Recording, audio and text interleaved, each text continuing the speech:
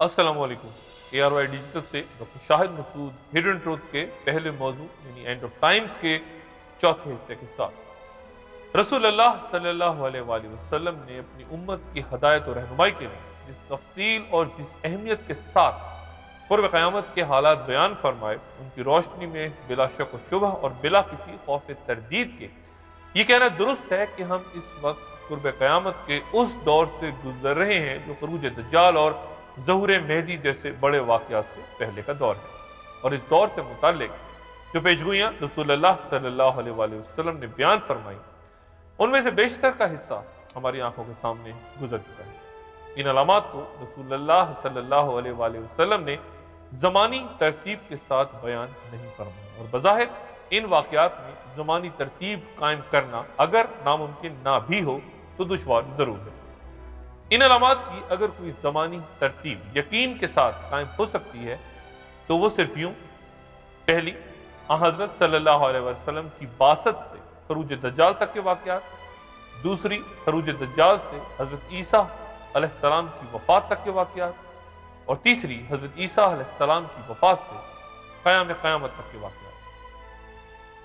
खरूज दज्जाल क़यामत की 10 बड़ी अलामतों में से एक है और जैसा कि मैंने पिछली नशिस्त में अर्ज किया था कि मुसलमानों के हाथों कुस्तंतुनिया के फतह होने के बाद खरूज दज्जाल होगा।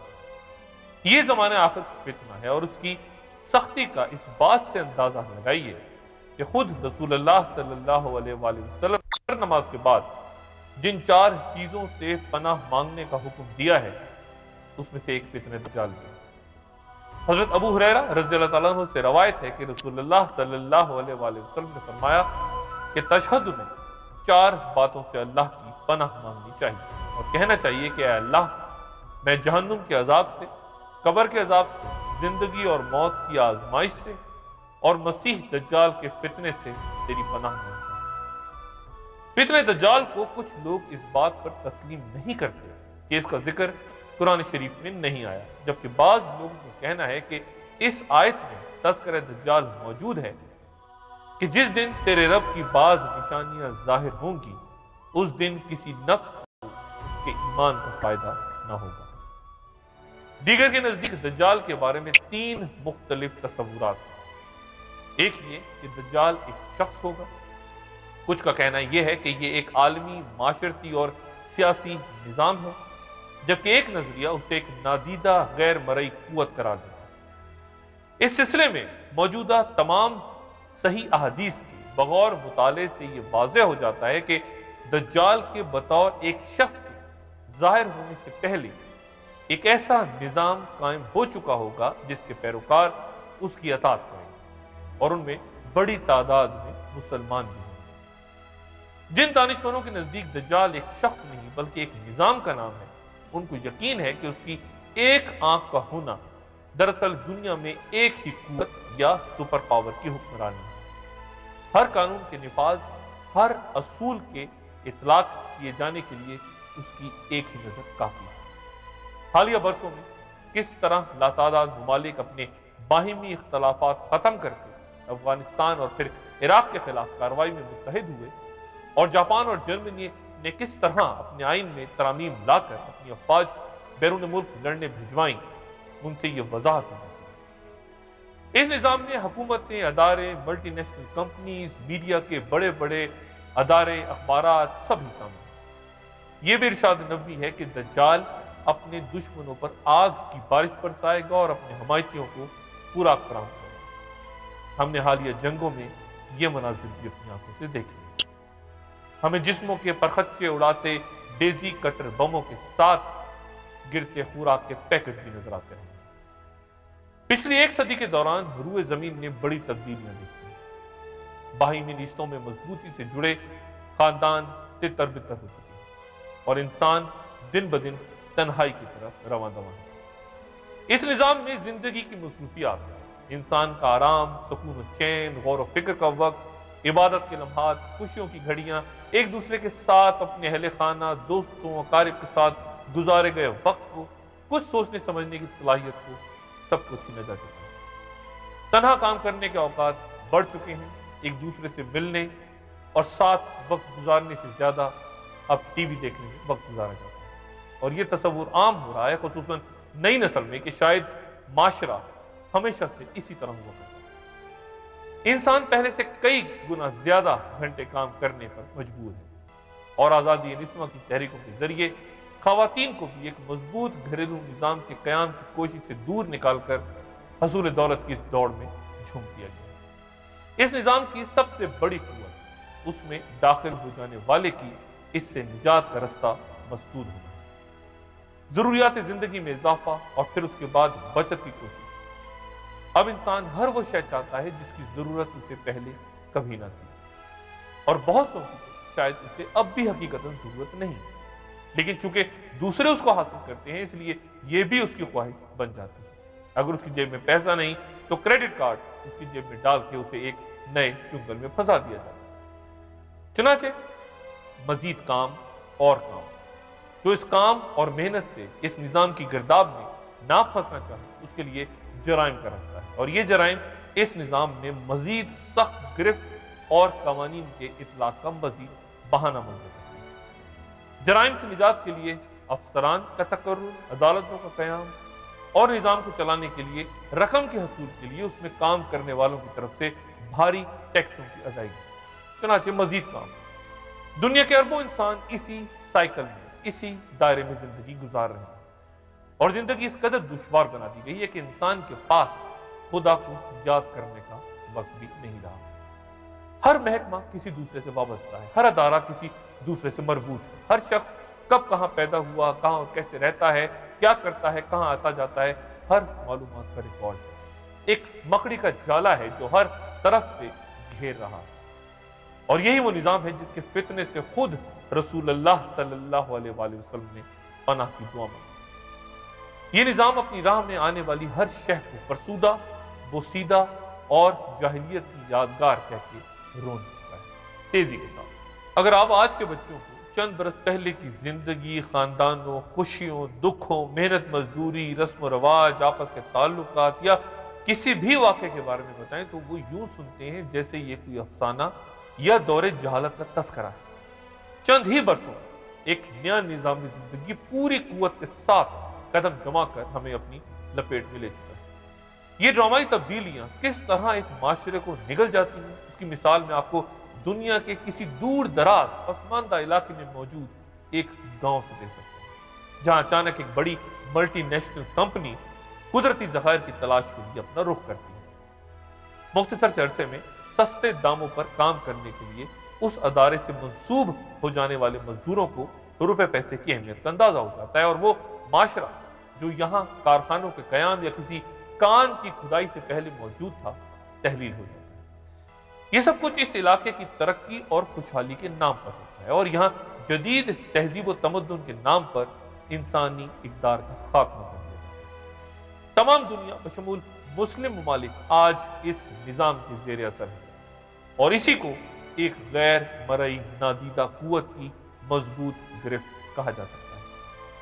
मवासलाती निज़ाम में कंप्यूटराइज्ड जदीद तरीन पेचीदा टेक्नोलॉजी ने यह मुमकिन बना दिया है कि इस पूरे निज़ाम को किसी एक मरकज, किसी एक मकाम से एक ही शख्स कंट्रोल करे। यही सूरत हाल दुनिया के माशी निज़ाम में भी मौजूद है, जहां बैंकों, कारोबारी अदारों, स्टॉक एक्सचेंजेस, मालियाती कॉरपोरेशंस के फैले हुए जाल के ताने बाने आपस में मिलकर किसी एक मरकज की तरफ जाते देखे जा सकते हैं, जहां से किया गया एक इशारा पूरी दुनिया के माशी निज़ाम को तहबाला कर सकता है, करेंसी क्रैश करवा सकता है, बैंक दिवालिया, अदारे बंद और अवाम अफलास का शिकार होकर भूखे मर सकते हैं। अद्वियात तैयार करने वाली मल्टी बिलियन इंडस्ट्री किसी भी लम्हे दुनिया की बड़ी आबादी को किसी नई म्यूटेशन इख्तियार किए गए वायरस से फना कर सकती है। इंसान आज अपने जोर बाजू, सलाहियत, जहन और मेहनत से ज्यादा कागज के उन नोटों का मोहताज हो चुका है जो किसी भी वक्त बेहैसियत करार पाकर उसे तबाह बर्बाद कर सकते हैं। पिछले 100 बरस की रुदाद मुलाहिजा करें और फिर उस हदीस नबवी में दज्जाल की इस खसूसियत पर तवज्जो फरमाइए कि वो इस कदर तेज चलेगा जैसे वो बादल जिसको हवा पीछे से धकेल रही है। जो जो उसकी गुमराही और कुफर में इजाफा होगा तो उसकी اطاعت اور فرمانبرداری بڑھتی جائے گی۔ اپنے خلاف آواز بلند کرنے والوں کو کس طرح پابندیوں یا فوجی کارروائیوں کا سامنا کرنا پڑتا ہے، اس کی جھلک رسول اللہ صلی اللہ علیہ وآلہ وسلم کے اس بیان میں ملاحظہ فرمائیے کہ جب دجال کسی ایسے قبیلے کے پاس سے گزرے گا جو اس کی تکذیب کرے گا تو اس کے تمام چرنے والے جانور ہلاک ہو جائیں گے، اور جب وہ کسی ایسے قبیلے کے پاس سے گزرے گا جو اس کی تصدیق کریں گے تو وہ آسمان کو بارش برسانے اور زمین کو نباتات اگانے کا حکم دے۔ رزق پر قدرت اور میہ برسانے کی طاقت رکھتے اس نظام کے جڑیں جما لینے کے بعد اس دجال شخص کا ظہور ہو تاکہ یہ نظام اسے خوش آمدید کہہ کر اس کی اطاعت کرے، اسے قوت فراہم کرے۔ دجال کے بارے میں ایک بات ذہن میں آتی ہے، کئی جگہوں پہ نظر سے بھی گزری، کہ وہ آلریڈی موجود ہے اور کسی جگہ قید ہے۔ ایک حدیث میں اس کی طرف اشارہ ہے۔ اصل میں دجال کی شخصیت کے بارے میں کافی کنفیوژن ہے۔ مثلا ایک لڑکے کے بارے میں ابن سیاد، مدینے کے اندر یہودیوں کا ایک بیٹا تھا، اس کے بارے میں بھی شک ہو گیا تھا کہ شاید یہ دجال ہے۔ وہ خبریں غیب کی دے دیتا تھا، وہ سویا ہوا جو ہے وہ دیکھ لیتا تھا کہ کون ہے، پیچھے کون ہے، وغیرہ وغیرہ۔ اس کے اندر کچھ ایسی خاص قسم کی صلاحیتیں تھیں کہ یہ گمان ہوا، لیکن یہ کہ پھر حضور نے کہا کہ نہیں۔ حضرت عمر نے کہا بھی کہ آپ مجھے اجازت دیں میں اسی گردن اڑا دوں، کر نہیں، اگر یہ دجال ہے تو تم قتل کر نہیں سکتے اسے، اور نہیں ہے تو تم خام خواہ خون ناحق کے جو ہے وہ مجرم بن جاؤ گے۔ پھر یہ کہ ایک تمیم داری رحمت اللہ رضی اللہ عنہ، ایک وہ عیسائی تھے کہ جو مسلمان ہوئے، اور انہوں نے اپنا ایک یہ واقعہ بیان کیا کہ میں سمندری سفر پر تھا اور ایک طوفان آیا اور موجیں ہمیں ادھر سے ادھر، ادھر سے ادھر، ادھر سے ادھر کافی عرصے تک ہمیں گھماتی پھراتی، پھر ایک جزیرے پر ہمارا جہاز جا لگا۔ تو وہ جزیرہ جو ہے بالکل غیر آباد لگ رہا تھا، ہم اس کے اندر گھسے تو ہمیں ایک عجیب سا حیوان نظر آیا۔ وہ انتہائی بال تھے اس کے جسم پہ، تو پتہ ہی نہیں چلتا تھا اس کا منہ کدھر ہے، دم کدھر ہے۔ وہ جساسا اس کا نام لیا گیا ہے۔ تو وہ پھر اس نے بتایا کہ دیکھو وہاں وہاں کوئی مندر تھا بہت بڑا یا گرجا تھا، کہ وہاں ایک شخص تمہارا انتظار کر رہا ہے، جاؤ۔ یہ وہاں گئے تو انہوں نے دیکھا کہ ایک دیو ہیکل کوئی شخصیت ہے اور وہ جکڑا ہوا ہے زنجیروں کے اندر۔ تو اس نے کہا کہ میں دجال ہوں اور اس وقت میں قید میں ہوں۔ اور اس نے پھر پوچھا کہ فلاں جگہ پر پانی ہے یا نہیں ہے، فلاں کھجوریں پیدا ہو رہی ہیں یا نہیں ہیں، ہو رہی ہیں۔ کہ پھر ابھی ذرا وہ دیر اب میں وقت آئے گا۔ تو پھر اس کی ایک یہ حدیث ہے۔ اب ان کو ریکنسائل کرنا خاصا مشکل ہے، آسان نہیں ہے۔ لہذا بس اجمالی طور پر تو ہم مانتے ہیں کہ ایک شخص دجال آئے گا، انسان ہوگا، وہ اب یہ بھی انسانی شکل میں تو ہوگا، ہو سکتا ہے کوئی جن ہو سکتا ہے کوئی اور اس طرح کی دوسری کوئی مخلوق ہو، لیکن آئے گا انسانی شکل میں، اور وہ کانا ہوگا، اس کی ایک آنکھ ہوگی، لیکن اس کے پاس قوت اتنی ہوگی کہ وہ کسی زمین کو کہے گا کہ نکالو اس میں سے اپنے خزانے، اور وہاں جو ہے وہ پھر لہلہاتی ہوئی کھیتیاں ہو جائیں گی، زمین کے خزانے نکل آئیں گے، اور وہ جو ہے انتہائی تیز رفتار ہوگا، پوری دنیا میں چکر لگا لے گا چند دن کے اندر۔ پھر یہ کہ وہ رزق کے خزانوں کو اپنے قابو میں لے آئے گا، کہ صرف اسی کو رزق دے گا جو اس کو تسلیم کرے کہ ہاں تو خدا ہے، اس کی خدائی کو تسلیم کرے۔ اہل ایمان پر وہ سخت ترین وقت ہوگا۔ اس شخص دجال کے بارے میں ابھی میں پورے طور پر اپنا ذہن کو واضح نہیں کر سکا ہوں کہ اس کی کیا شکل ہوگی اور کب وہ ظاہر ہوگا، لیکن یہ کہ باقی جو میں نے عرض کیا ہے یہ احادیث نبویہ کے صریح جو ہے، جو بھی اس کے اندر سے نکلتی ہیں چیزیں، اس کی بنا پر مجھے پورا اطمینان ہے۔ ہمارے بھی نظریہ یہی ہے کہ ایسی حالت ہوگی کہ استعمار اور استکبار اور استثمار والے جو ہیں نا، وہ دنیا کے بڑے بڑے چیزوں کو اپنے قبضے میں لیں گے اور مسلمان ان پر محتاج ہوں گے، جیسے کہ آج نہیں ہے۔ آج ہم محتاج ہیں کہ نہیں؟ محتاج، ہر چیز ہمارے پاس ہے، پھر بھی ہم اغیار کے محتاج، پھر بھی ہم ان کی طرف دیکھ رہے ہیں۔ ہر چیز ہمارے پاس ہے، تیل ہے ہمارے پاس، گندم ہے، سمندر ہے، اناج ہے، پہاڑ ہے، سب کچھ ہمارے پاس، سب کچھ ہے، مگر پھر بھی میں آپ سے سوال کروں گا کیوں ہم محتاج ہیں ان پہ؟ کیوں وہ ہمیں آنکھیں دکھا رہے ہیں؟ یہ سب علامات ہیں۔ اگر آپ غور سے ان کتابوں کو پڑھیں اور دیکھیے، ایک ایک علامت آپ کے سامنے ظاہر ہے. آپ سمجھیں کیا دجال بھی آ گیا ہے، اور مسلمانوں میں جو تفرقہ ہے وہ بھی ہو چکا ہے. یعنی آپ کا نظریہ دجال آ چکا ہے؟ تقریباً آ چکا ہے، تقریباً آ چکا ہے. اب حالات بتا رہے ہیں کہ اب امام مہدی کا ظہور بہت نزدیک ہے، بہت نزدیک ہے. اب کیا ہونا ہے؟ دیکھیے، امن سے انسان سو نہیں سکتا، امن سے انسان چل نہیں سکتے. ایک اسلامی ملک آپ مجھے دکھا دیجیے جس میں امن ہو. آئیے دن ہر اسلامی ملک میں فسادات ہیں، جھگڑے ہیں. بہت دجال کے سلسلے میں جو روایات مختلف احادیث میں سامنے آئی ہیں، ان کے مطالعے سے مجموعی تاثر یہ ابھرتا ہے کہ مسلمانوں کے ایمان کی کڑی آزمائش کے لیے اس کو دنیا میں بھیجا جائے، اور اس فتنے کے ذریعے حق و باطل کو دو جماعتوں میں تقسیم کر دیا جائے، مضبوط ایمان والے اور مشرک.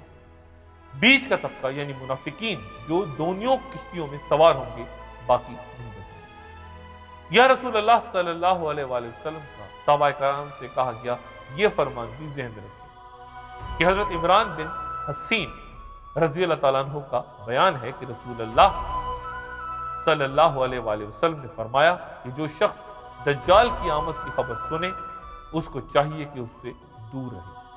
اللہ کی قسم، آدمی دجال کے پاس آئے گا تو خود کو مومن سمجھتا ہوگا، لیکن پھر بھی اس کی اطاعت قبول کرے گا، اس لیے کہ اس کو جو چیزیں دی گئی ہیں وہ ان سے شبہات میں پڑ جائے گا. رسول اللہ صلی اللہ علیہ وسلم جب دجال کا ذکر کر رہے تھے تو صحابہ رضی اللہ تعالیٰ عنہ پر ایک خوف طاری تھا، اور بعض صحابہ کا بیان ہے کہ ہمیں یہ بھی محسوس ہو رہا تھا کہ وہ قریب ہی کسی نخلستان میں موجود ہے. عیسائیوں کا بڑا طبقہ بھی اس بات پر ایمان رکھتا ہے کہ دجال یا اینٹی کرائسٹ آنے والا ہے، عنقریب دنیا میں شیطان کی عبادت کی جائے گی.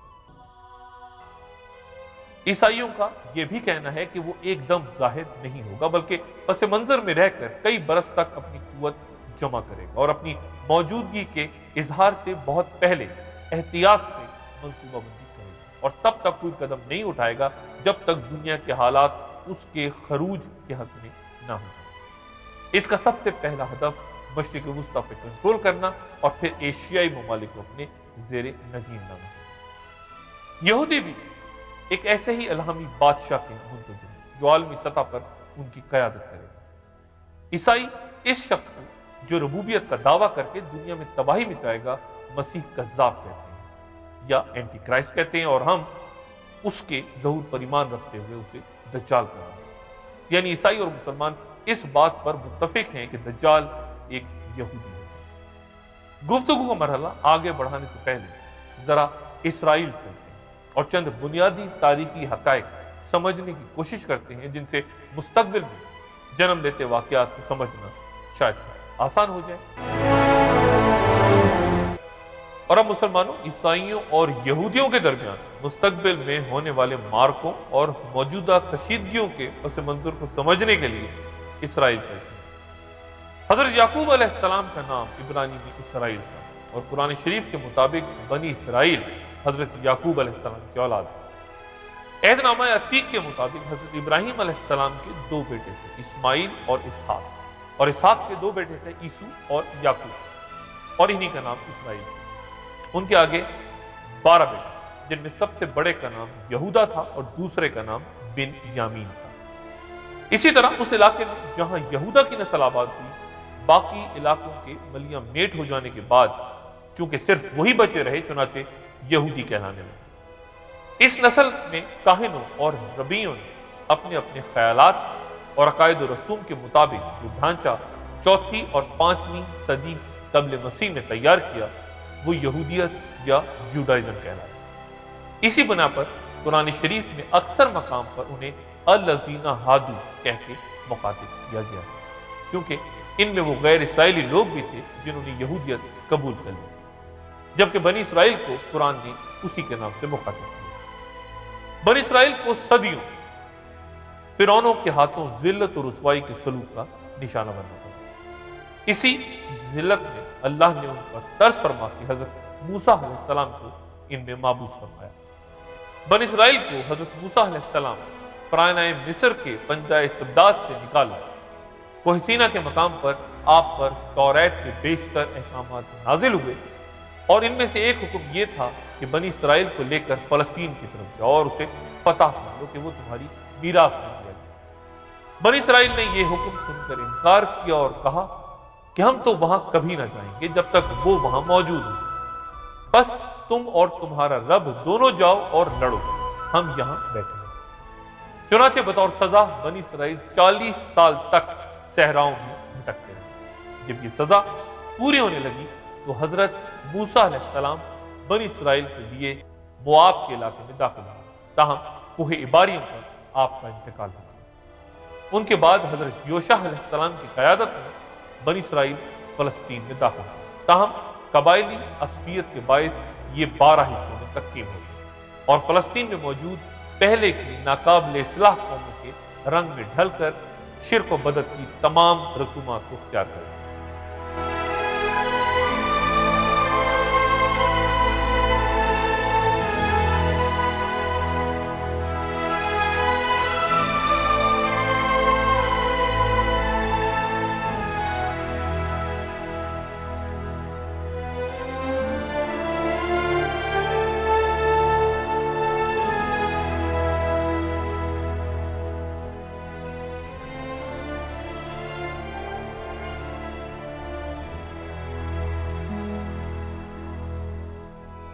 آخرکار بنی اسرائیل کو حضرت موسیٰ علیہ السلام کی وصیت یاد آ گئی اور انہوں نے اپنی متحدہ سلطنت قائم کی، جس کے 3 فرما روا گزرے: حضرت طالوت، حضرت داؤد علیہ السلام اور حضرت سلیمان علیہ السلام۔ طالوت نے 12 قبائل کو متحد کر دیا اور اپنی بیٹی حضرت داؤد علیہ السلام کو بیاہ کیا۔ اس طرح حضرت داؤد علیہ السلام طالوت کے بعد بادشاہ ہوئے۔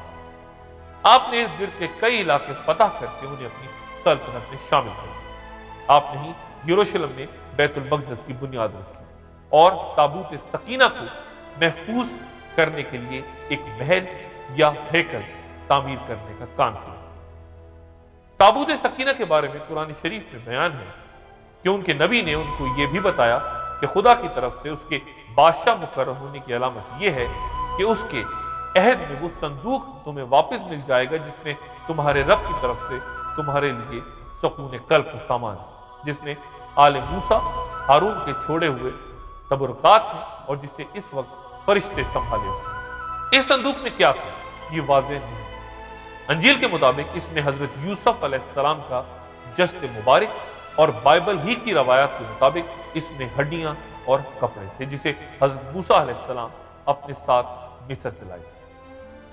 قصص الانبیاء کے مطابق اس صندوق میں توریت کا اصل نسخہ، پتھر کی وہ تختیاں جو کوہ سینا پر حضرت موسیٰ علیہ السلام کو دی گئی تھیں، حضرت موسیٰ علیہ السلام اور ہارون علیہ السلام کی عصا اور پیرہن اور من و سلوہ والا من ایک برتن میں محفوظ تھا تاکہ آنے والی نسلیں اللہ کے اس احسان کو یاد رکھیں جو صحرا میں بھٹکنے کے دوران اللہ نے ان پہ کیا تھا۔ حضرت داؤد علیہ السلام کی زبردست خواہش تھی کہ وہ اس صندوق کے لیے ایک مستقل گھر بنائے تاکہ یہ صندوق محفوظ رہے، لیکن اسرائیلیات کے مطابق انہیں یہ بتایا گیا کہ یہ ان کے بیٹے کے دور میں تعمیر ہو سکتا ہے۔ حضرت داؤد علیہ السلام اپنے بیٹے کے دور میں اس گھر کی تعمیر کے لیے متواتر مصروف ہوئے۔ بالآخر یہ حضرت سلیمان علیہ السلام کے دور میں تعمیر ہوا اور یہ ہیکل سلیمانی ہے۔ حضرت سلیمان علیہ السلام کے بعد بنی اسرائیل نے پھر آپس میں لڑ کر 2 ریاستیں، شمالی فلسطین اور شرق اردن میں سلطنت اسرائیل اور جنوبی فلسطین میں سلطنت یہود قائم کر لی۔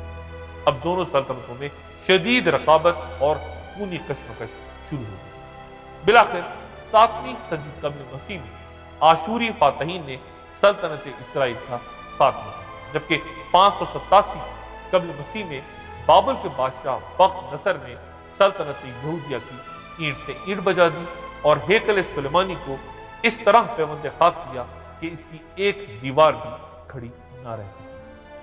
تابوت سکینہ تب ایسا غائب ہوا کہ آج تک اس کا پتہ نہ چل سکا اور اسرائیلیوں کو وہاں سے نکال بھیج دیا۔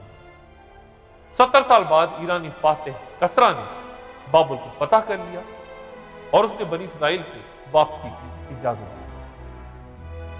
انہوں نے واپس آ کے ہیکل سلیمانی کو دوبارہ تعمیر کیا، لیکن یہودیوں کی دینی اور اخلاقی حالت گرتے گرتے اس پستی تک پہنچ چکی تھی کہ جب حضرت یحییٰ علیہ السلام کا سر قلم کیا گیا تو اس قوم کے ایک شخص کی آواز بھی نہ ہوئی۔ پھر ان میں حضرت عیسیٰ علیہ السلام کو بھیجا۔ حضرت عیسیٰ علیہ السلام کئی معجزات لے کے دنیا میں تشریف لائے۔ پہلا معجزہ ان کی ولادت اور دوسرا گہوارے میں کلام کرنا۔ یہ معجزات بنی اسرائیل کے خدا پر ایمان لانے کے لیے سخت آزمائش تھی۔ ان کے بغیر باپ کے پیدا ہونے کا ذکر قرآن شریف کی سورہ مومنون کی آیت 50 میں یوں ہے، اور ابن مریم اور اس کی ماں کو ہم نے ایک نشان بنایا اور ان کو ایک سطح مرتفع پر رکھا جو اطمینان کی جگہ تھی اور اس میں چشمے جاری تھے۔ پھر جب وہ اپنے نوزائیدہ بچے کو لیے ہوئے قوم کے پاس گئی تو اپنے پرائے سب کے لیے شدید حیرت کا معاملہ تھا۔ اس کیفیت کو قرآن شریف کی سورہ مریم کی آیت 28 میں یوں بیان کیا، پس جب وہ بچے کو گود میں لیے ہوئے قوم کے پاس آئیں تو لوگوں نے پوچھا، اے مریم یہ چیز کہاں سے لے آئی؟ اے ہارون کی بہن، نہ تو تیرا باپ کوئی برا آدمی تھا اور نہ ہی تیری ماں کوئی بدکار عورت۔ اس پر حضرت مریم علیہ السلام نے بچے کی طرف اشارہ کیا تو بچہ بول پڑا کہ میں اللہ کا بندہ ہوں، اس نے مجھے کتاب دی اور نبی بنایا اور بابرکت بنایا جہاں بھی میں رہوں، اور نماز و زکوٰۃ کی پابندی کا حکم دیا جب تک زندہ رہوں، اور اپنی والدہ کا حق ادا کرنے والا بنایا اور مجھ کو جبار اور شقی نہیں بنایا۔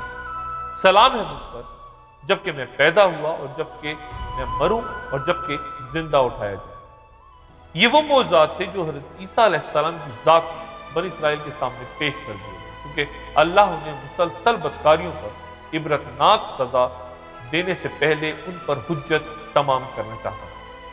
یہود اس زمانے میں کسی ایسے مسیح کی آمد کے منتظر تھے جو انہیں محکومی کی ذلت اور زوال سلطنت کے عذاب سے نجات دلا سکے اور دنیا میں بادشاہت کی بنیاد رکھ سکے۔ اسی عرصے میں ایران سے میل جول بڑھنے کی وجہ سے ان کے عقائد میں جہاں بعض دوسری بہت سی بنیادی تبدیلیاں رونما ہوئی، وہیں سے انہیں یہ تاثر بھی ملا کہ نیکیوں کے خالق یزدان اور برائیوں کے خالق اہرمن کے مابین ازلی جنگ، اور آخری فتح اس میں یزدان کی ہی ہوگی، اور وہ اپنی فتح کا اعلان کرنے کے لیے دنیا میں ایک نمائندہ بھیجے گا جس کے ظہور کے وقت آسمان سے تارے گریں گے، قحط اور دیگر مصیبتیں نازل ہوں گی اور آخر یہ ساری دنیا ختم ہوگی۔ اسی ایرانی عقیدے کے تحت یہودیوں کو بھی اپنی تمنائیں پوری ہوتی دکھائی دی۔ یہوہ یعنی خدا ایک مسیحا نازل فرمائے گا، دنیا کی بادشاہت اسی کی ہوگی،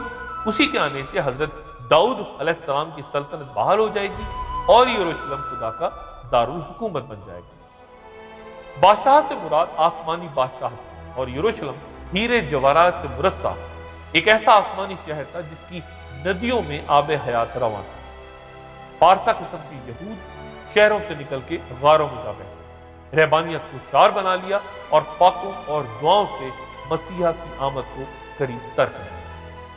انہیں یقین تھا کہ مسیح حضرت داؤد کے گھر میں پیدا ہوا اور انہیں یونانیوں کے پنجہ ستم سے آزاد کرے گا، مردہ یہودیوں کو زندہ کرے گا اور انہیں شریک سلطنت بنائے گا اور عظیم بادشاہت کے ڈنک کے 400 بجے۔ چنانچہ جب بھی ان میں کوئی جواں ہمت شخص پیدا ہوتا وہ اس سے فوراً مسیح ہونے کی توقعات وابستہ کر لیتا۔ چنانچہ ان حالات میں جب ایک خوبصورت نوجوان آنکھوں میں حیرت انگیز چمک لیے، کانتوں پر زلفیں پھیلائے ہیکل سلیمانی میں داخل ہوا تو یہودی وہاں بیٹھے سکے کھنکنا رہے۔ احاطہ حرم میں لوگ بازار سجائے عبادت کے بجائے خرید و فروخت میں مصروف۔ یہ منظر دیکھ کے نوجوان مشتعل ہوئے اور اس نے سارے بازار اور منڈی کا تختہ اٹھایا اور پرجوش تقریر شروع کی۔ پاک بازوں نے اس کی باتیں سنی تو نعرے لگانے لگے کہ داؤد کا بیٹا آ گیا، ہم اسی کے منتظر تھے۔ اس نوجوان کے ہاتھوں کئی مریضوں کو شفا ہوئی، جزامیوں کا کوڑ دور ہوا اور اندھوں کی بینائی لوٹ آئی۔ یہ خدا کے پیغمبر حضرت عیسیٰ علیہ السلام۔ لیکن یہود تو یہ خواب دیکھ رہے تھے کہ اس کی آمد سے انہیں دنیا جہاں کی بادشاہت مل جائے گی اور وہ ساری دنیا کا لہو پیئیں گے اور انہیں کوئی پوچھنے والا نہیں ہے۔ چنانچہ انہیں حضرت عیسیٰ علیہ السلام کی تعلیمات سن کر جھٹکا لگا اور انہوں نے آپ کو نبی ماننے سے انکار کرتے ہوئے کہا کہ عیسیٰ جلیل کا رہنے والا ہے اور جلیل سے کوئی نبی پیدا ہی نہیں ہو سکتا۔ حضرت عیسیٰ علیہ السلام نے یہودی علماء پر تنقید کرتے ہوئے کہا، اے ریاکار فقیہو، تم پر افسوس ہے کہ تم سفیدی پھری ہوئی قبروں کی مانند ہو، جو اوپر سے تو خوبصورت دکھائی دیتی ہیں مگر اندر سے مردوں کی ہڈیوں اور ہر طرح کی نجاست سے بھری ہوئی۔ اسی طرح تم بھی لوگوں کو راست باز دکھائی دیتے ہو لیکن باطن میں مکاری اور ریاکاری اور بے دینی سے بھرے ہوئے ہیں۔ تم میں سے جو کوئی اپنا سب کچھ ترک نہ کر دے وہ میرا شاگرد نہیں ہو سکتا۔ یہودی علماء کے لیے آپ کی ذات ایک کھلا چیلنج ہے۔ انہوں نے آپس میں مشورہ کیا کہ اس آواز کو کیسے دبائیں۔ بس ایک منصوبہ تیار ہوا اور اس کے تحت انہوں نے اپنے شاگردوں کو اس دور کی خفیہ پولیس کے اہلکاروں یعنی ہیرودیوں کے ہمراہ حضرت عیسیٰ علیہ السلام کے پاس گئے، جنہوں نے آپ کے پاس پہنچ کے پوچھا، اے استاد، ہم جانتے ہیں کہ تو سچا ہے اور سچائی سے خدا کی راہ کی تعلیم دیتا ہے اور کسی کی پرواہ نہیں کرتا، ہمیں بتا کہ کیا قیصر کو جزیہ دینا جائز ہے؟ یسوع علیہ السلام ان کی شرارت سمجھ کے بولے، اے مکارو، مجھے کیوں آزماتے ہیں؟ اس سکے پر یہ صورت اور نام کس کا ہے؟ انہوں نے جواب دیا، قیصر کا۔ اس پر یسوع علیہ السلام بولے کہ جو قیصر کا ہے وہ قیصر کو اور جو خدا کا ہے وہ خدا کو۔ اس کے بعد خود مسیح کے حواریوں میں سے ایک جوڈس کو رشوت دے کر اس بات پر آمادہ کیا گیا کہ وہ کسی موقع پر انہیں گرفتار کر دے جب عام بلوے کا خطرہ نہ ہو۔ چنانچہ یہ تدبیر کارگر ہوئی۔ پھر ان کی ساری جماعت اٹھ کر اسے رومی حاکم پیلاطس کے پاس لے گئی اور انہوں نے الزام لگانا شروع کیا کہ اسے ہم اپنی قوم کو بہکاتے اور قیصر کو خراج دینے سے منع کرتے اور اپنے آپ کو مسیح بادشاہ کہتے پایا ہے۔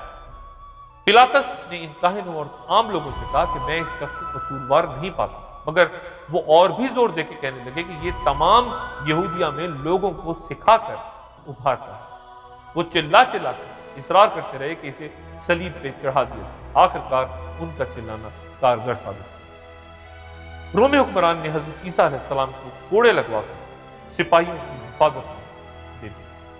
سپاہی آپ کو پہاڑ پہ لے گئے اور یہود نے آپ کو جاتے ہوئے دیکھا۔ حواری خود معترف ہیں کہ آپ گرفتاری کے بعد سجدے میں گر کر رات بھر دعا کرتے رہے کہ میرے پروردگار مجھے صلیب کی ملعونی موت سے بچانا۔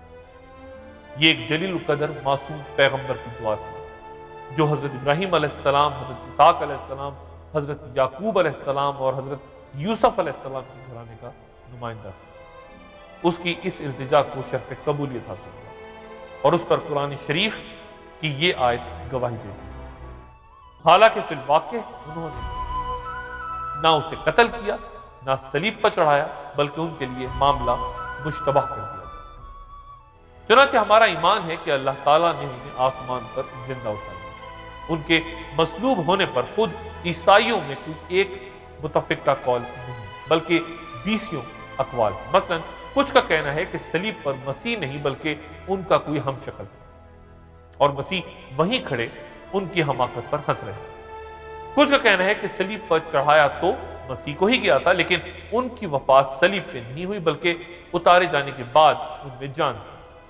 کوئی کہتا ہے کہ انہوں نے صلیب پر وفات پائی اور پھر جی اٹھے اور کم و بیش 10 بار اپنے حواریوں سے بات کی۔ کوئی کہتا ہے کہ صلیب کی موت مسیح کے جسم انسانی پر واقع ہوئی اور وہ دفن ہوا مگر الوہیت کی روح جو اس میں تھی وہ اٹھا لی گئی۔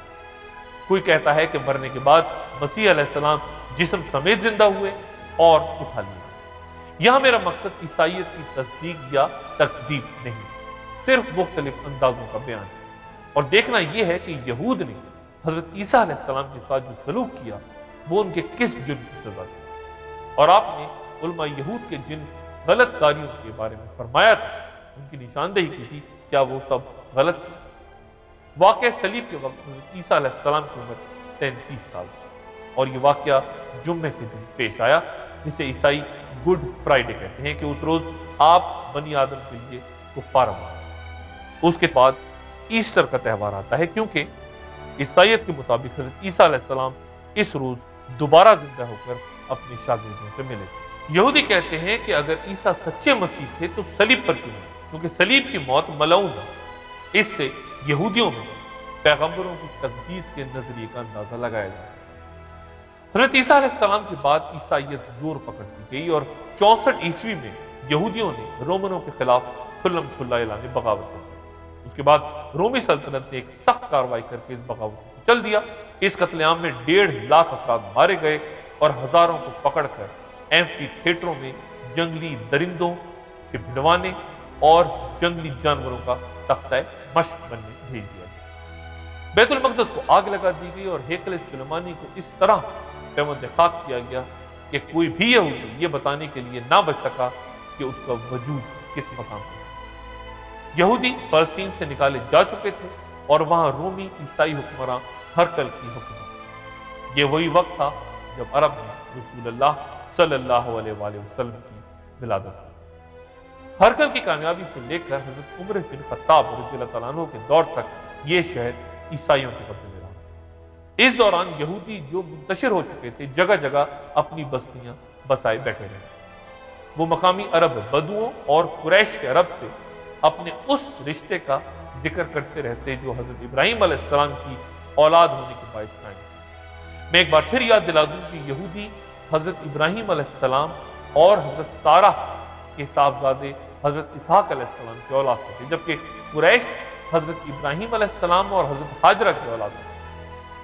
یہود نے حضرت اسماعیل علیہ السلام کی قربانی حضرت اسحاق سے منسوب کی اور حضرت اسماعیل علیہ السلام کی والدہ ماجدہ ہاجرہ کے بارے میں یہ داستان اپنی الہامی کتاب توریت میں داخل کر لی کہ وہ ابراہیم علیہ السلام کی بیوی نہیں بلکہ لونڈی تھی، جنہیں وہ اپنی بیوی سارہ کے کہنے پہ بے آب ہو گیا ریگستان میں مرنے چھوڑ دیا۔ عیسائی یروشلم پر اپنے قبضے کے دوران صدیوں تک کوڑا کرکٹ یہودیوں کے کھنڈرات پر پھینکا کرتے تھے اور یہ صورتحال حضرت عمر فاروق رضی اللہ تعالیٰ عنہ کے یروشلم کے محاصرے تک جاری ہے۔ اسقف اعظم صفرنیس نے دلیری کے ساتھ باستینی سپاہیوں کی مدد سے یروشلم کا دفاع کیا، لیکن فروری 638 عیسوی میں عیسائی ہتھیار ڈالنے کی مجبور ہوئے۔ اسقف اعظم نے حضرت عمر رضی اللہ تعالیٰ عنہ کے علاوہ کسی اور کو شہر کی چابیاں دینے سے انکار کیا۔ حضرت عمر جب شہر میں داخل ہوئے تو وہ اپنے معمول کے اونگی لباس میں، انہوں نے کسی خوریزی کے بغیر جس پرامن طریقے سے شہر کی تسخیر کا مرحلہ طے کیا، اس کی مثال اس شہر کی طویل المناک تاریخ میں نہ پہلے کبھی دیکھی گئی تھی اور نہ کبھی پھر نظر آئی۔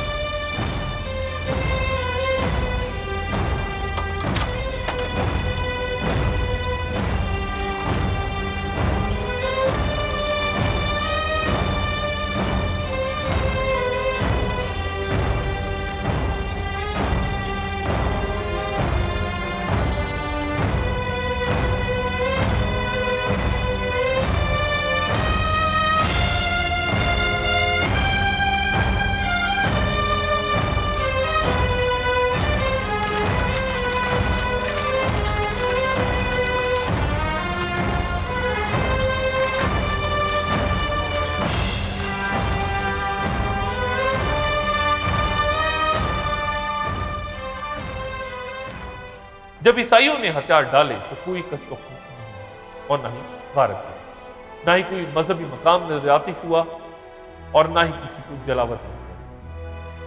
حضرت عمر رضی اللہ تعالیٰ عنہ نے مقامات مقدسہ دیکھنے کی خواہش کا اظہار کیا تو اسقف اعظم انہیں لے کے سیدھا انستیسس یعنی حیات نو کے مقام پہ پہنچے۔ حضرت عیسیٰ علیہ السلام کی موت اور حیات نو کے نظریے کے مطابق اس جگہ بنائی گئی عالیشان یادگار عمارت کو دیکھ کے مسلمان خلیفہ خوش نہ ہوئے، کیونکہ اسلام حضرت عیسیٰ علیہ السلام کی صلیب پر موت کو غلط قرار دیتا ہے۔ حضرت عمر رضی اللہ عنہ اسی مقام پر کھڑے تھے کہ نماز کا وقت ہوا۔ خلیفہ سے کہا گیا کہ وہ یہی نماز ادا کر لیں، لیکن حضرت عمر گرجے سے باہر نکلے اور انہوں نے باہر شاہراہ پر نماز ادا کی اور کہا کہ اگر میں نے کسی مسیحی مزار یا گرجے میں نماز پڑھ لی تو مسلمان اس پر قبضہ کر لیں گے اور اس بنیاد پر اسے مسجد بنا دیں کہ خلیفہ نے یہاں پر نماز پڑھی۔ پھر حضرت عمر فاروق رضی اللہ تعالیٰ عنہ نے فرمان جاری کیا کہ یہاں کوئی مسجد تعمیر نہیں کی جائے۔ اب حضرت عمر نے معبد سلیمانی دیکھنے کی خواہش رہا، لیکن جب وہ اس مقام پہ پہنچے تو یہ دیکھ کر حیران رہ گئے کہ عیسائی حضرت سلیمان علیہ السلام سے منسوب اس مقدس مقام کو کوڑا کرکٹ پھینکنے کے لیے استعمال کرتے ہیں۔ انہوں نے دونوں ہاتھوں سے کوڑے کا ایک ڈھیر اپنی جھولی میں ڈالا اور شہر کی دیوار سے باہر پھینک دیا۔ ان کے ساتھیوں نے ان کی تکلیف شروع کی۔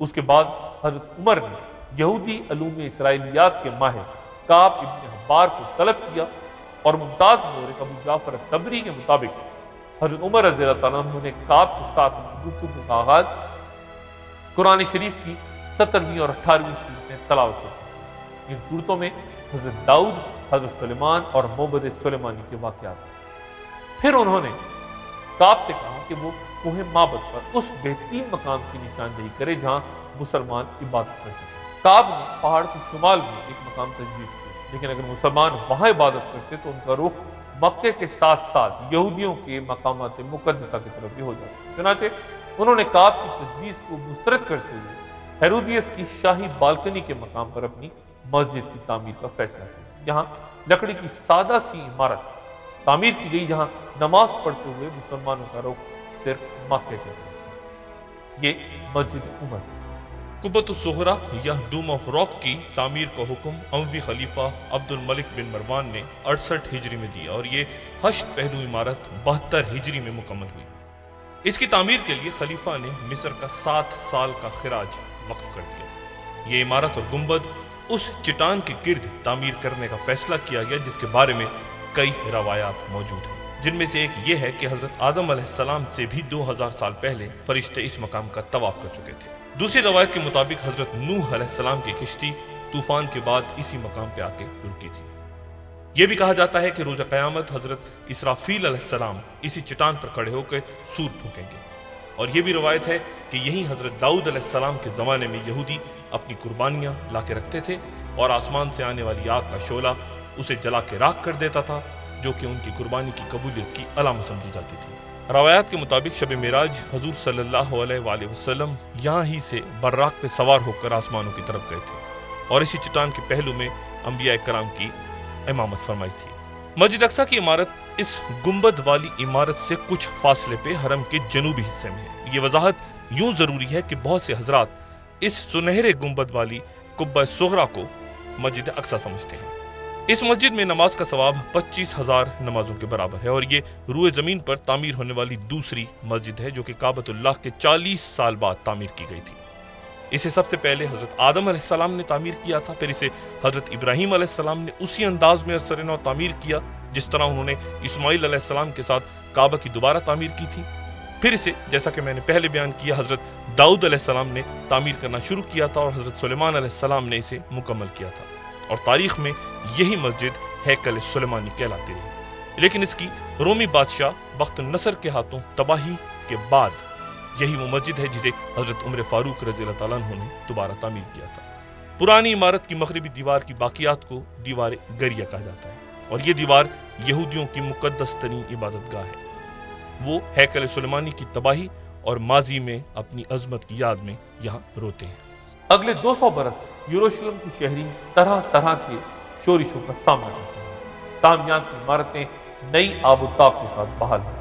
ہر سال تینوں مذاہب کے لوگ یہاں آتے اور یہ شہر بین الاقوامی سطح پر سب کی توجہ کا مرکز ہے۔ لیکن پھر تاریخ نے ایک نیا موڑ لیا اور عیسائی دنیا میں اس شہر کے حصول کی نئی تمنا نے تقویت حاصل کی۔ یورپ کی عیسائی سلطنت مسلمانوں کے خلاف متحد ہو کے 1096 عیسوی سے 1292 عیسوی تک، یعنی تقریباً 200 برس تک مشرق وسطیٰ پر مسلسل حملے کرتی ہیں، جن کا مقصد مقامات مقدسہ کو مسلمانوں کے قبضے سے چھیننا تھا۔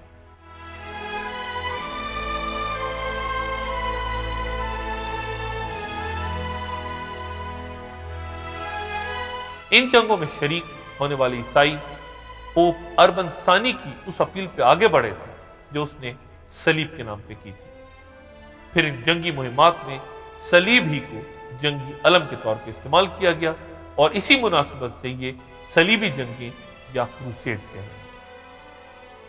یہ جنگیں جب 11ویں صدی عیسوی میں ہوئیں تب بحر متوسط جو کہ پانی کے 2 قطعوں پہ مشتمل ہے، اس کے مغربی قطع آب پر لاطینی تہذیب نے جنم لیا، اور وہاں مذہبی بنیادوں پہ عیسائی حکومت تھی، جبکہ مشرقی قطع آب کے ساحل سے یونانی تہذیب تھی، جس کی نمائندگی کا شرف یونانی کلیسا اور مشرقی رومی سلطنت کو حاصل تھا۔ اسلام کے خلاف دونوں نے سمجھوتا کر کے محاذ قائم کر دیا۔ جنگوں کے کئی اسباب تھے جن میں مسلمانوں کی باہمی چپکلی تھی۔ بغداد میں حکمران سلجوقی ترکوں نے 1070 عیسوی میں مصر کے فاطمیوں سے شام چھینا، تو پہلے فاطمی اور پھر ایشیائی کوچک میں شکست کھانے کے بعد بورنتی یہ سب اپنے مقبوضہ علاقوں کی واپسی کے لیے پوپ کے پاس فریاد کے ساتھ پہنچ گئے۔ پھر یورپی جاگیرداروں کے وراثت سے محروم چھوٹے بیٹے جن کے لیے اپنے وطن میں کوئی کشش باقی نہیں تھی۔ اسلامی مشرق میں قسمت آزمائی کے یہ سب وہاں تھے۔ یورپ میں جاگیرداری نظام کی ترقی اور بادشاہوں کی بڑھتی قوت نے پوپ کے لیے روحانی اقتدار کا شدید خطرہ پیدا کیا۔ چنانچہ مغربی عیسائیت کو برقرار رکھنے کے لیے ضروری تھا کہ مسلسل اکسانے اور بے چین رکھنے والی ان قوتوں کا رخ بدلا جائے۔ چنانچہ 1095 میں کلیئر ماؤنٹ کے تاریخی اجتماع میں مسلمانوں کے خلاف مقدس جنگ کا اعلان کیا، جس پر سب نے لبیک کہا اور زائرین کے مسلح قافلوں کی تیاری کی۔ مغربی یورپ کو اسلامی مشرق پر ٹوٹ پڑنے کی تلقین کرتے ہوئے اسے مشیت خداوندی قرار دیا۔ پوپ نے اعلان کیا کہ سرزمین مقدس کو مسلمانوں سے چھین کر اس کے مالک بن جاؤ، یہ سرزمین تمہاری ہے اور اس سے ان کافروں یعنی مسلمانوں کا کوئی واسطہ نہیں۔ توریت کے مطابق یہاں دودھ اور شہد کی نہریں جاری۔ 1096 عیسوی میں پہلا صلیبی حملہ، وہ قلعے پر قلعے فتح کرتے ہوئے وہاں اپنی ریاستیں قائم کرتے ہیں۔ اس طرح 4 آزاد عیسائی ریاستیں بیت المقدس، انطاکیہ، طرابلس اور الرحا وجود میں آتی، اور 1099 میں وہ بیت المقدس میں داخل ہوئی۔ 3 دن تک صلیبی حملہ آوروں نے یروشلم میں منظم انداز میں قتل عام کیا اور 30,000 کے قریب مسلمان تحقیق ہو گئے۔ 10,000 مسلمان جو مسجد اقصی کی چھت پہ پناہ لیے ہوئے تھے ان کو چن چن کر قتل کیا۔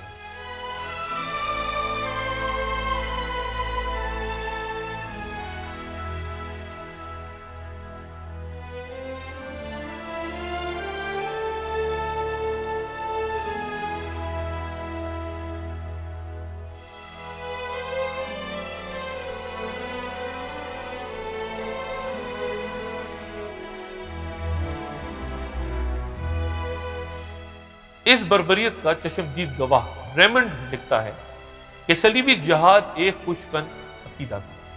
تمام دشواریوں اور مزاحمتوں کے خلاف اس کی کامیابی نے لوگوں کو یقین دلایا کہ خدا کی خوشنودی اس اقدام میں شامل ہے۔ اب تک مسلمانوں کو نسبتاً غیر جانبدار سمجھا جاتا تھا، لیکن صلیبی جنگ کے بعد انہیں قابل نفرت اور خدا کو نہ ماننے والی خبیث نسل کہا جانے لگا، اور یہ کہ وہ ختم کر دیے جانے کے قابل تھا۔ جس طرح مصر سے اسرائیلیوں کا خروج خدا کا کام تھا، اسی طرح صلیبی جنگ کو خدا کا اقدام قرار دیا۔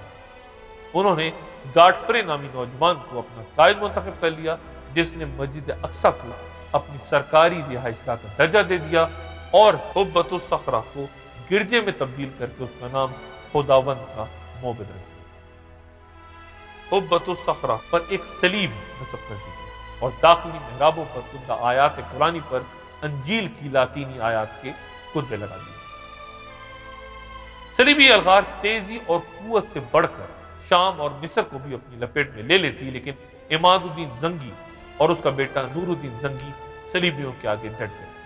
الراہ کی عیسائی ریاست کو عماد الدین زنگی نے ختم کر دیا، جس کے بعد 1147 عیسوی میں جرمنی کے بادشاہ گلزاد ثالث اور فرانس کے بادشاہ لوئی ہفتم نے دوسری صلیبی جنگ کا آغاز کیا۔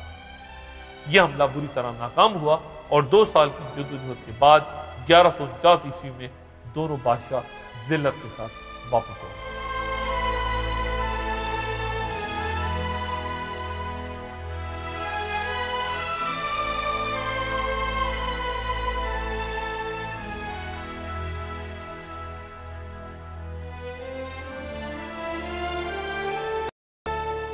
تیسری صلیبی جنگ سلطان صلاح الدین ایوبی کی شاندار فتوحات کے رد عمل میں سلطان نے 1171 عیسوی میں مصر سے فاطمی خلافت ختم کر کے وہاں عباسی خلیفہ کے نام کا خطبہ جاری کر دیا تھا، اور نور الدین زنگی کے انتقال کے بعد اسلامی قوتوں میں اتحاد و تنظیم پیدا کرنے کی کوشش ہوئی۔ صلاح الدین ایوبی نے شام اور فلسطین کی تمام ریاستیں ختم کر دی اور آخرکار اپنی قوت کے ساتھ یروشلم تک آ پہنچا۔ اس نے کوہ زیتون سے نیچے شہر پر نظر ڈالی اور حرم کی بے حرمتی اور قبۃ الصخرہ پر نصب صلیب کا منظر دیکھ کے جذبات سے مغلوب اپنے کمانڈروں سے تقریر کی اور انہیں یاد دلایا کہ یروشلم انبیاء کا شہر ہے، معراج النبی کا شہر ہے اور روز محشر کا شہر ہے۔ 12 اکتوبر 1182 کو سلطان صلاح الدین رسول اللہ صلی اللہ علیہ وآلہ وسلم کے معراج کی سالانہ تقریب کے دن یروشلم میں داخل ہوئے۔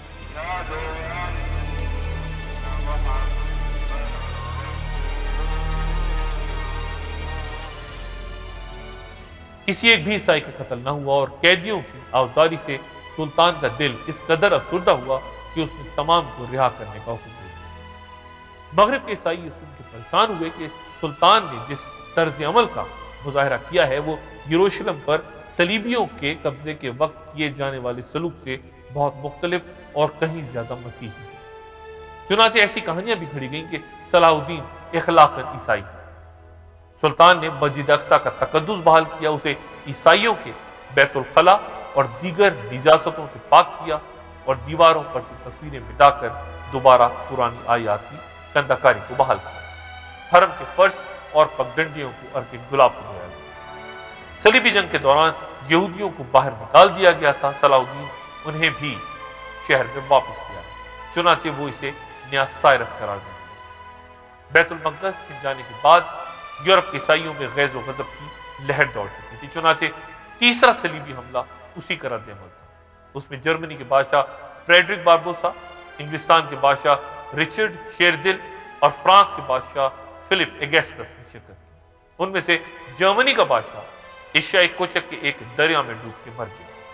فرانس کا بادشاہ رچرڈ سے اختلاف کے بعد 2 سال بعد واپس آیا اور رچرڈ شیردل سلطان صلاح الدین ایوبی سے صلح کا معاہدہ کرنے میں کامیاب ہوا۔ اس معاہدہ صلح کو تاریخ میں صلح رملہ کہتے ہیں اور اس کے نتیجے میں عقا سے یافس تک کے علاقے عیسائیوں کا ہیں اور انہیں بیت المقدس کی زیارت کی بھی آزادی دی۔ 1193 عیسوی میں صلاح الدین ایوبی کے ٹائیفائڈ سے انتقال کے 2 سال بعد پاپائے روم کی دعوت پر جرمن بادشاہ ہنری ششم نے چوتھا صلیبی حملہ کیا، تاہم عقا پہنچ کر بادشاہ کا انتقال ہو گیا اور اس طرح یہ حملہ بھی ناکام ہوا۔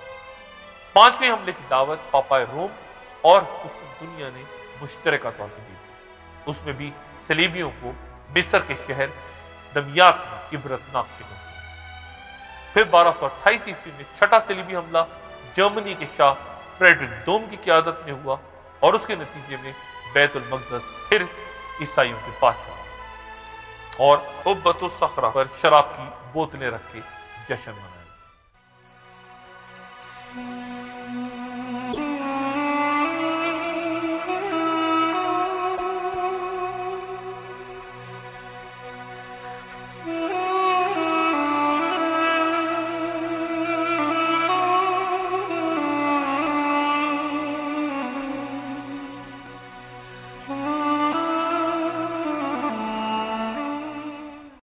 لیکن 1244 عیسوی میں مسلمانوں نے پھر بیت المقدس سے عیسائیوں کو نکال بھیجا۔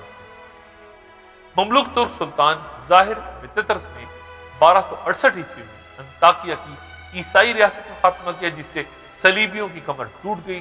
چنانچہ پاپا روم کی دعوت پر فرانس کے بادشاہ لوئی نہم نے صلیبی قیادت سنبھالنا قبول کر لیا۔ یہ صلیبیوں کا آخری بڑا حملہ تصور کیا جاتا ہے۔ تاہم صلیبی لشکر میں ایک مہلک وبا پھیل گئی جس میں لوئی نہم بھی ختم ہو گیا۔